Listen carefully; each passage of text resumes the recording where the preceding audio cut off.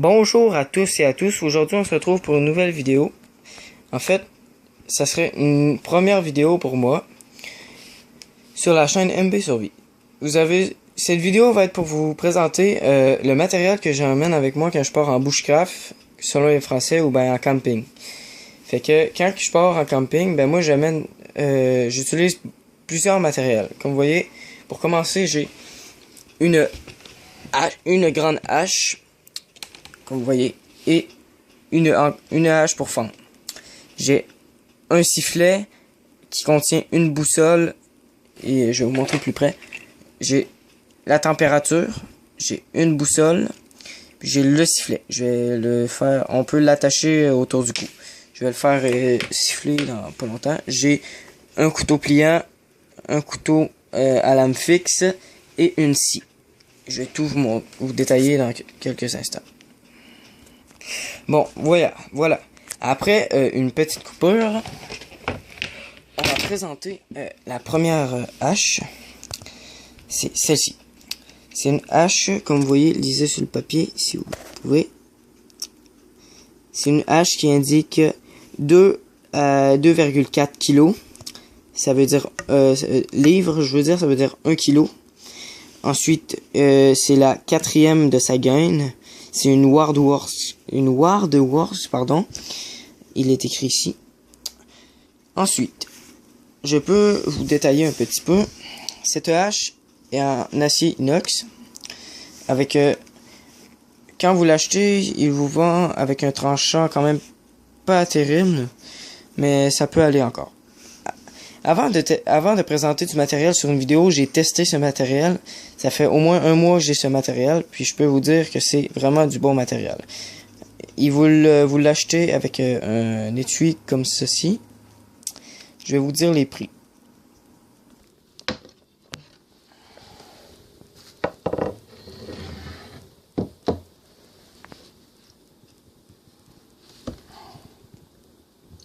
Ensuite, on a notre scie Fiskars, la belle petite scie Fiskars.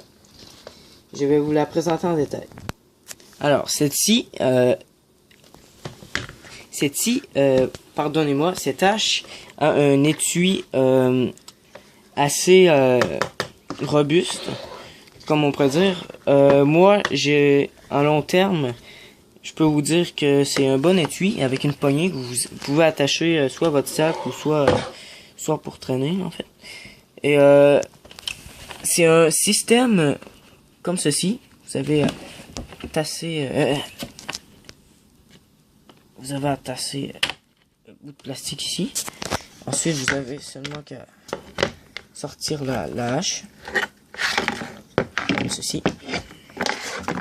On a une hache ancrée dans le manche de la hache Fiskars, je présume. Cette hache, quand vous l'achetez, elle a un tranchant magnifique. C'est incroyable. Je trouve que dans ces gaines de Fiskars, c'est incroyable comme tranchant on a pour une hache pour fondre.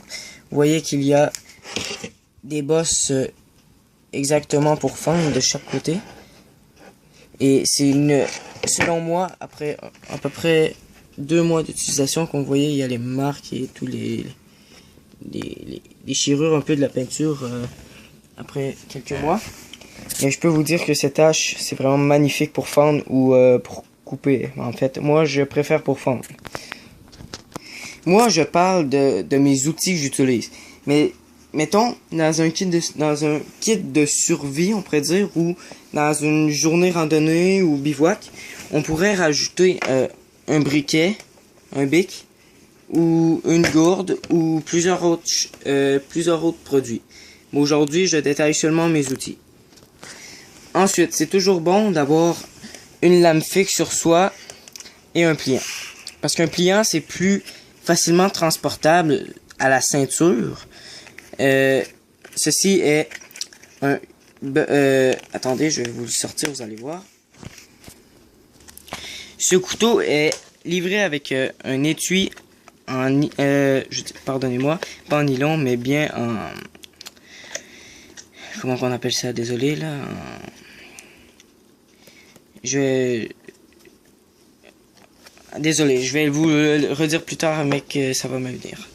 Ce couteau, c'est un... Oh, pardonnez-moi.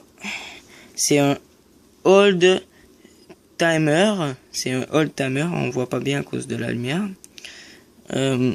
Très bon couteau. Selon moi, excellent même.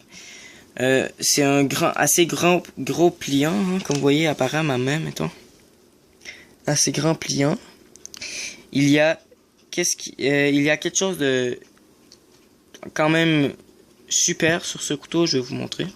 Ce couteau a deux lames. Une plus petite lame qui se rentre ici et la plus grande qui se rentre plus loin. Ensuite, c'est toujours bon d'avoir une lame fixe sur soi quand vous allez en camping ou en fait, selon les personnes, aiment mieux avoir un couteau plus gros qu'un Mora. Moi, j'adore les Mora. J'aime un petit peu moins le manche, mais c'est quand même une très bonne prise en main. Mais c'est quand même un bon couteau. Hein. Je crois que ce couteau, il vaut... Mais il semble que je l'ai payé à peu près dans les 12$ ou 13$. Fait que j'adore ce couteau. Je peux vous dire que ça a une belle lame. C'est sûr que c'est pas inox, ça a tendance à rouiller comme vous voyez sur le mien.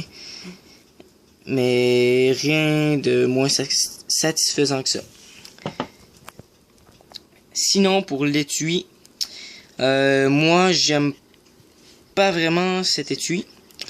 Il est livré avec un attachant ceinture ici.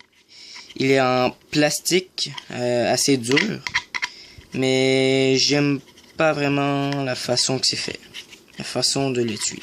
Parce que je crois que la petite bosse qui est dans l'étui a tendance à s'user vite. Et ensuite perdre le couteau. Mais ça n'est pas encore arrivé. Moi, j'emporte toujours une scie avec moi. Cette scie, elle a pas grand chose de particulière avec les autres scies. Elle a ici un attachant pour attacher sur le sac ou comme vous voulez sur vos pantalons.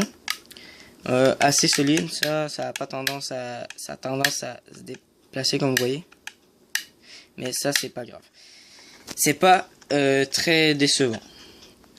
Cette scie, un excellent système. Cette scie s'ouvre avec cette petite bague, en fait, cette petite vis, on pourrait dire, et s'ouvre comme ceci.